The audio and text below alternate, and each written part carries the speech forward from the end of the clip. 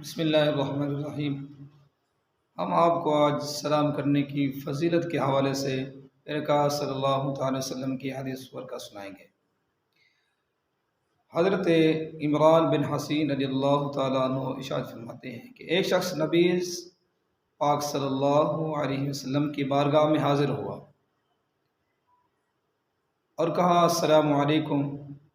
آپ نے اسے سلام کا جواب مرحمت فرمایا۔ وہ بیٹھ گیا تو نبی کریم صلی اللہ علیہ وسلم نے فرمایا 10 نیکیاں۔ پھر دوسرا آدمی حاضر ہوا اور اس نے کہا السلام علیکم ورحمۃ اللہ۔ آپ نے اسے بھی سلام کا جواب مرحمت فرمایا۔ آپ نے فرمایا کہ 20 نیکیاں۔ اور ایک تیسرا شخص پیارے آقا صلی اللہ علیہ وسلم کی بارگاہ میں حاضر ہوا تو آقا کریم علیہ الصلوۃ والسلام نے اسے جواب مرحمت فرمایا اور اس کے بعد فرمایا کہ 30 نیکیاں۔ اس سے پتہ یہ چلتا ہے کہ جو بندہ صرف السلام علیکم کہتا ہے اسے 10 نیکیاں ملتے ہیں، اور جو بندہ السلام علیکم ورحمۃ اللہ کہتا ہے اسے 20 نیکیاں ملتا ہے، اور جو شخص السلام علیکم ورحمۃ اللہ وبرکاتہ کہتا ہے اسے 30 نیکیاں ملتے ہیں۔